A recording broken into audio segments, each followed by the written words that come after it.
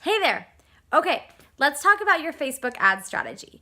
So we're going to take a minute to reverse engineer it, and then we're going to put it all together, and I'm going to give you an actual process or strategy that you can start to implement right away. So reverse engineering your strategy is you are going to start with the end goal in mind. So you need to pick one thing that you're going to promote. So one product, one program, one service, one thing that you're going to promote with your strategy or this particular Facebook ad funnel. Funnel is just a fancy name for strategy, basically. So let's say I do best with examples. So I'm going to give you an example. Let's say that the one thing that you're going to promote is a back to school nutrition challenge. Then what you're going to do is you're going to take a step back and you're going to think, what is something for free that I could give away that would almost be like the first step to that paid offer? So if you're offering like a membership site or something a little bit bigger or a course, you could give away like the very first module or the very beginning of an ebook. So you could give away like the very first step of whatever it is that you're offering because it gives people an inside peek and a glimpse into what they're getting. But let's go back to that challenge. So let's say you're doing a back to school nutrition challenge. And then, so and what works great is like 5 to 10 day free challenges are great in the health and fitness industry. Other industries too, but they work really well in the fitness industry. So let's say that your free offer is going to be a 5-day sugar detox challenge. This is a free challenge. And it's going to kind of lead in to a more in-depth nutrition program that you have for, September and October for back to school. So you have your paid offer, you have your little free offer. Now you need to kind of take a step back and think, okay, who am I going after? If I'm going after people that already know me, then I can go ahead and just start like giving them this free offer in exchange for their email address. But with Facebook ads, one of the great things is that you can get in front of people that you can't normally reach.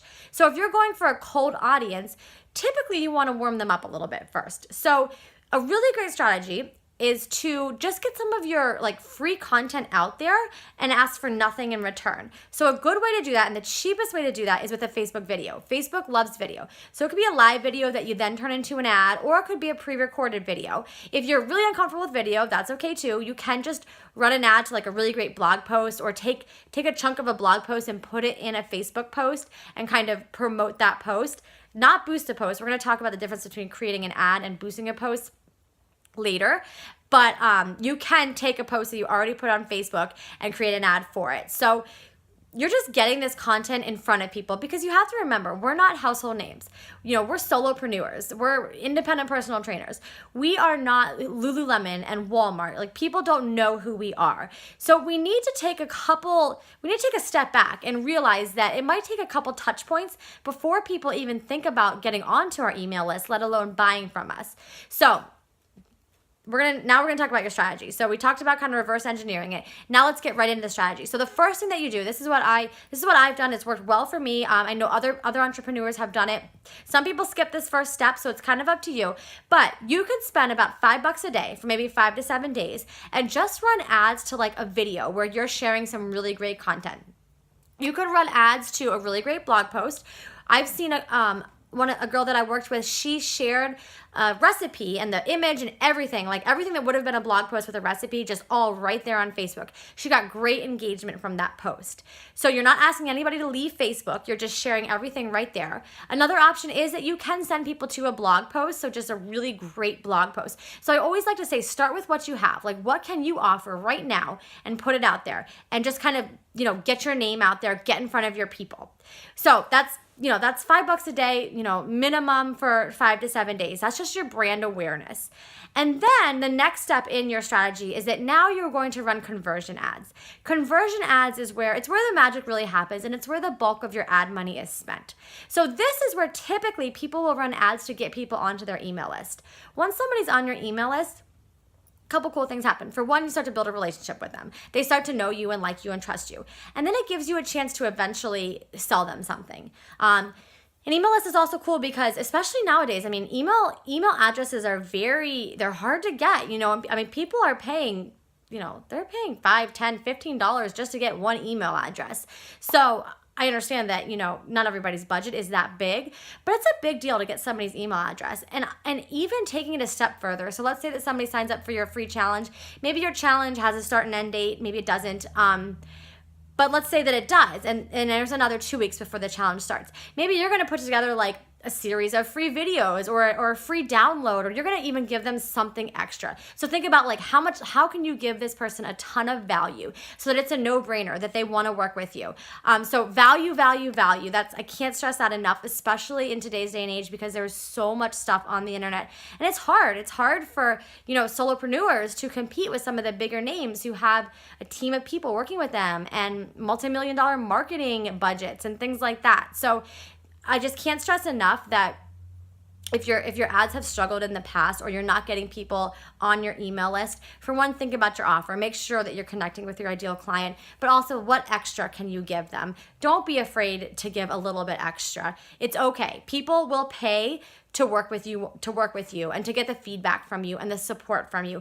Any Joe Schmo could go Google, some YouTube workouts and, go on Pinterest and find some recipes. So people aren't really paying for the content. They're paying for a roadmap, and they're paying for, a system, and they're paying for you to do the work for them that will save them time. So make sure that you're giving away something of value, or else your ads are going to flop and your launch is going to flop because you don't have something that people actually want.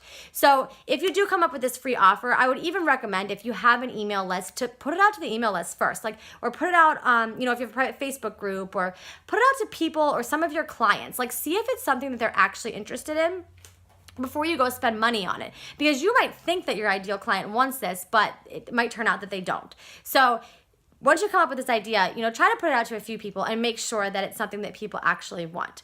Okay, so that's your second step in your strategy. Like I said, some people just kind of skip the brand awareness step. They go right into this conversion step. And if you're going to do that, that's fine. Just make sure that you have something that is really valuable, that you're offering something of amazing value.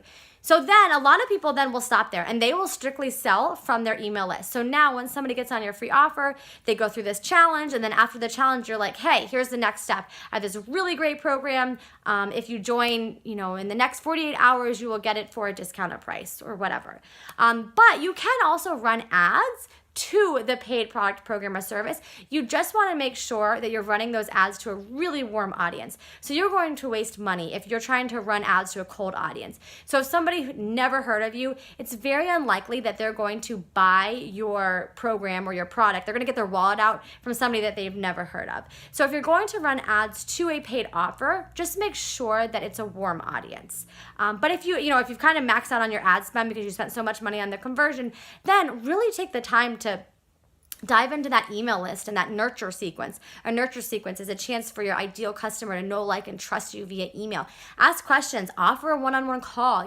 Like I said, take those extra steps, because that email list is where you're going to make your sales. All right, so there you have it. There's your Facebook ads strategy. You got brand awareness, you got conversions, and then you either have selling via your email list or selling to a really warm audience via Facebook ads. All right, until next time, cheers.